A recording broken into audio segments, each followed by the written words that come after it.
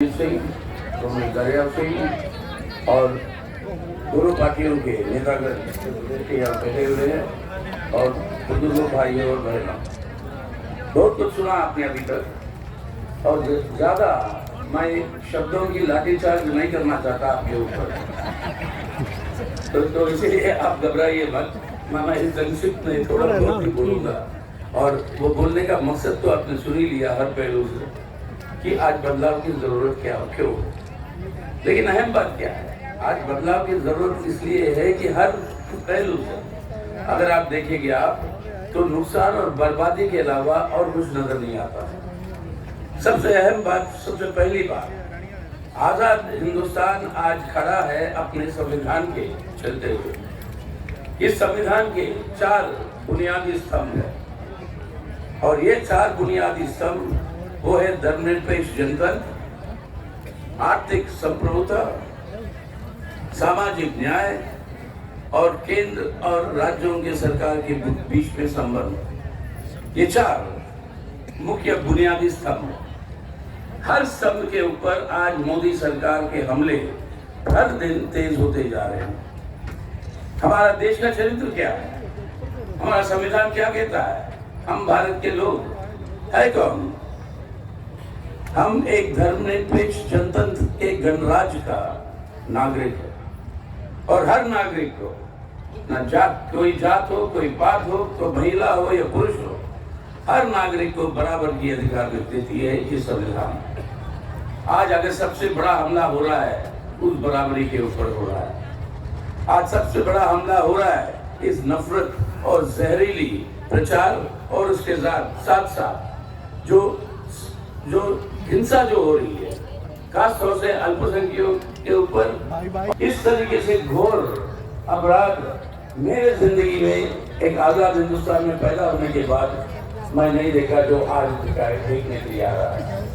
इसलिए जब मोदी साहब कहते हैं कि अमृत काल है, तो कहते भाई अमृत का पैदाइशी कैसे हुआ, इसको मोदी साहब को फिर अमृत पैदा होता है समुद्र मंथन से, और समुद्र मंथन जब चल रही होती, दुनिया के सभी लोग, कहा जाता अपने पुराणों में, पौराणिक कथाओं में, ये विष्णु पुराणों में कहा गया कि सभी लोग बैठे हैं समुद्र के कोने पे, ये मंथन जलते हुए इसको देखते हुए, और उस समय 2 कलश उभर के आते हैं समुद्र से। एक कलश में था अमृत और दूसरे में था जहर। देवी देवता भी बैठे थे वहां पे।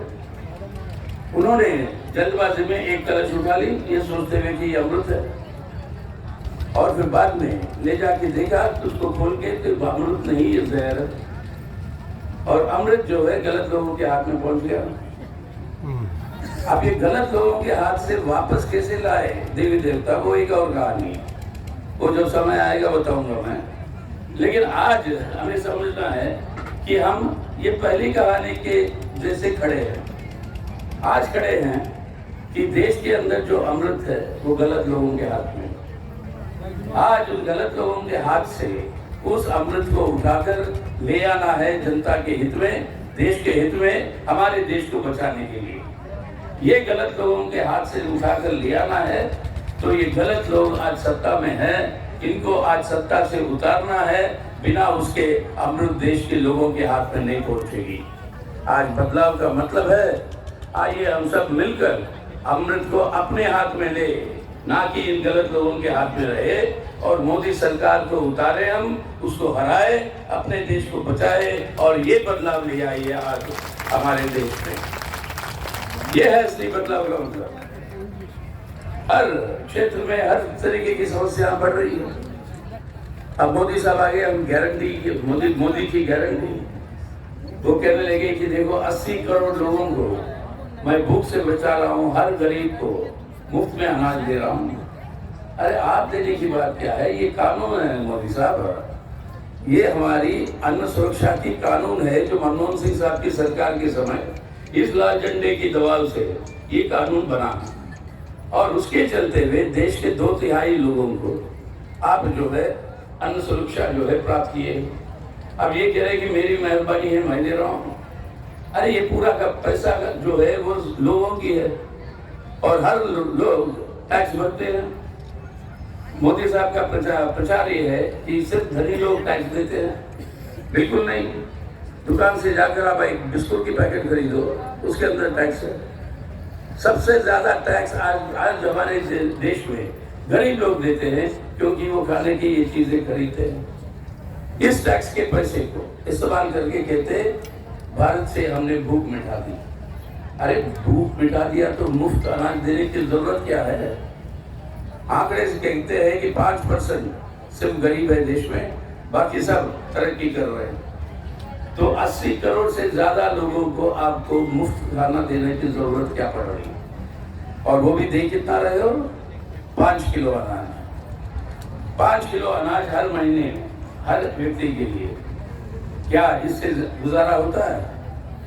5 किलो में आप पूरा महीना जिंदा रह सकते हो?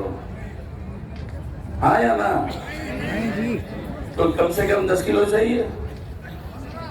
तो यूपीए सरकार में 20 हो तो और बेहतर, लेकिन कम से कम 10 तो चाहिए।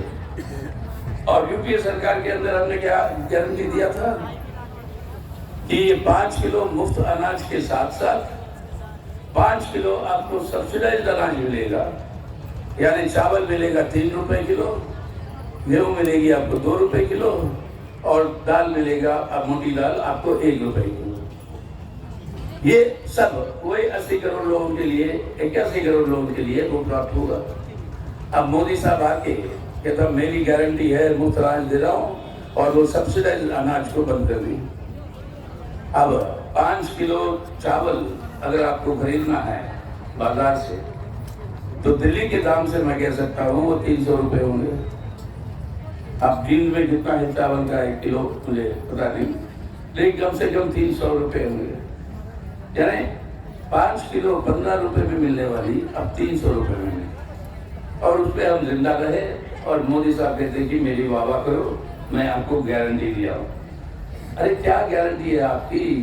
2 करोड़ बेरोजगारी की रोजगार की गारंटी दी आपने। आपने बहुत सारी गारंटियां दी कि सबको काला धन वापस ले आएंगे, सबके अकाउंट में 15 लाख रुपए जमा करेंगे। सब गारंटियां जुमले निकले। अरे गारंटी देने का मतलब नहीं है, गारंटी करके दिखाओ। गारंटी करके दिखाओ। अगर कोई एक सरकार है आज पूरे देश में जो ये गारंटियां करके दिखाती है, वो ये लाल झंडे की सरकार है। राशन दुकान में जाकर वो अपना माल खरीद सकता है, ये अधिकार है, और कहीं नहीं है पूरे देश में। अगर केरल में संभव है तो यहाँ पे क्यों नहीं संभव? क्योंकि वहां पे साधन जो जुटाए जाते हैं वो जन कल्याण के लिए, जनहित के लिए जाते हैं। यहाँ पे जो